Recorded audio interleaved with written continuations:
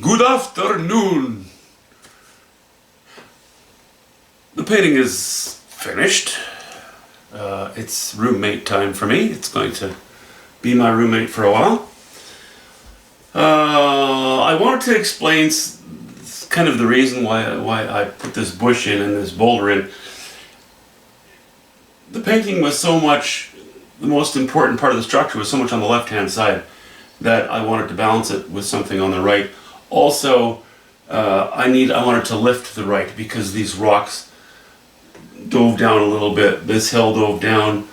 You know, the purple in the distance dove down. It still might break that up a little bit, although it's not bothering me as much as it was before. And maybe not at all. Maybe it's just, my own neurosis. That's why I spent some time with the painting before I sent it away. Okay, so I had this cleft in this rock, and you could sort of look through this V at the water on the other side, and I really wanted the painting to be about the middle foreground and the foreground. Wanted this to capture the interest more than that which is in the background. This is more supportive now. I know that it's arguable whether this is the focal area or this is the focal area. When I stand back and I look away, the first thing my eye is drawn to is this. It has the highest value directly adjacent to the lowest value in the entire painting. The value here is almost equal, but it graduates into the lighter light here as well. It's gradual, going from the darker grays to the lighter, warmer grays to the light. This looks pure white, these little specks. They're not. They're always just a small amount of yellow ochre in there. Always put a little bit of that in there. It's my own thing. I just find pure white to be very cold. That's just my thing. It can certainly be used. I'm very sparing with my little dots. Anyway, so those two compete a little bit. I'm going to call this the focal area because it's the first thing my eye is drawn to. This is more interesting, but I still think that my initial inclination is to look here. I don't think there's too much competition from down below. I have broken the rule where you really should only have one focal point or focal area. That's okay. I think I got away with it. If you can break the rules and get away with it, the painting's usually even better than if you just stick to the safe stuff. I like the idea of having just a bit of sunlight, maybe not even sunlight, just indirect light catching a few of these leaves on this bush. Really warms things up, sits well against the blues. It breaks up this line here, even the tip of that line, of that distant line against the sandbar. It really breaks up the line that these rocks, the base of these rocks provided against the water. That was necessary, I felt, very much. Otherwise you end up with, a band and a band and a band and a band. So, right across the painting. So I wanted to break this one up a bit. Yeah, I think that works. It may not be windy right now, but the tree, because it typically is a windy area, and this tree struggles so much in the cracks of the rock, doesn't have a lot of foliage, and what it does have just grows in that direction. So, I thought it made for an interesting shape. There it is. I think I'll just take you off the stand right now and I'll zoom in a few areas. Oh, before I get to that, I haven't used any alizarin crimson. I've only used cadmium red, medium, on these leaves, mixed with cobalt blue to tone it down, and a bit of white going into some of my purples down here.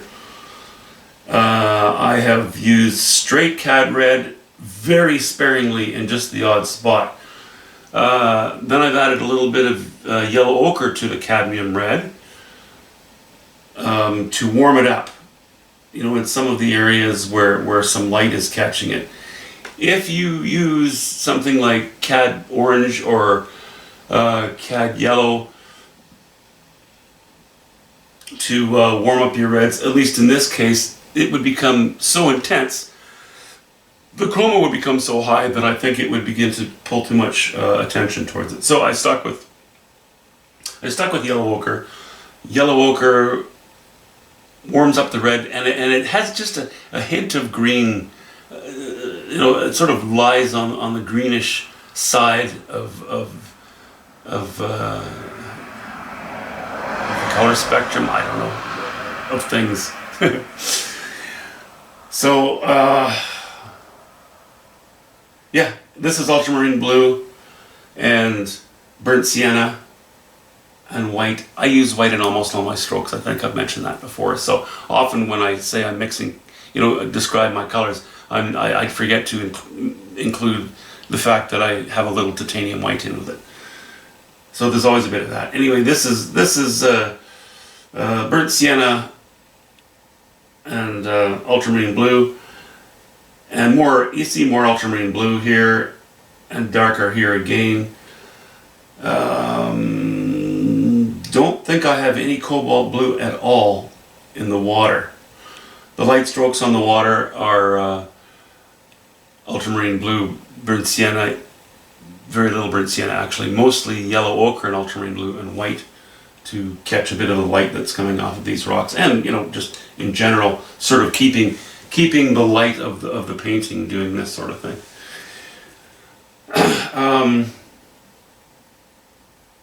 I think I went through the other colors on this already.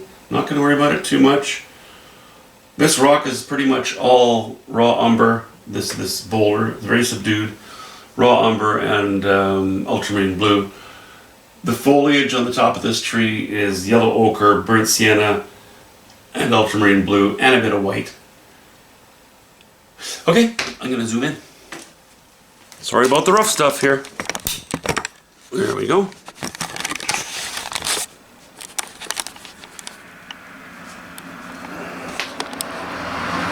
Okay, I have to walk up here and get my glasses.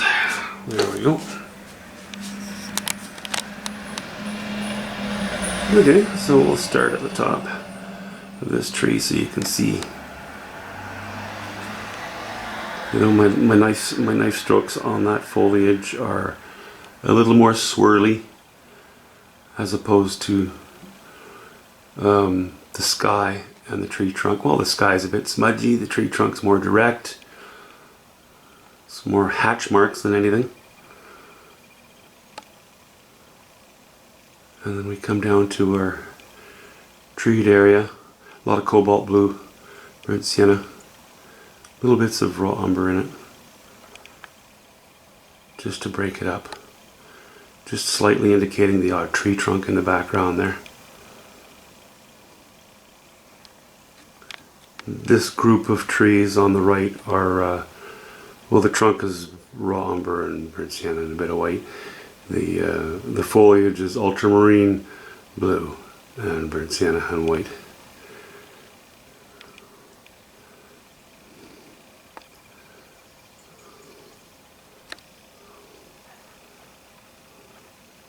And I'll go close up on these rocks too.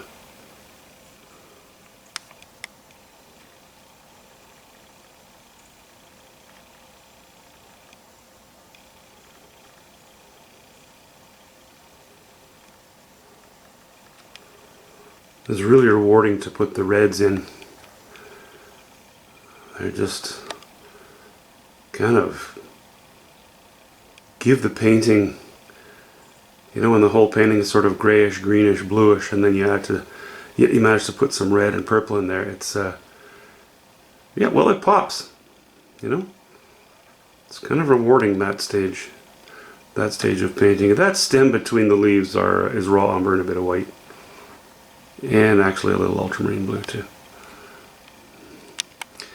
Okay, let me back out here. I think that covers it. Now I've been asked, because Christmas is approaching, and I've been asked to consider doing some smaller panels. The weather's supposed to be just atrocious over the next couple of weeks, but I'll still see if maybe I can sneak out and do something in plein air. It's fun to do. I love it. This rock has got a very, yeah, when it's backed out it looks pretty chalky, but when you zoom in, and actually if you see it in real life, it doesn't appear to be so washed out, so I might just leave that. That might be just fine. Alright, so not sure when I'll get back to you, but there sits the painting. Thanks so much for watching. Oh yeah, I just noticed there's another thing, or I forgot to mention. The branch from the red bush that sort of goes off to the left from the main bush, that helps to frame in the focal area as well. So it provides a bit of a service there. Okay, have a wonderful day. Thank you very much for watching. Please like if you like. Bye-bye.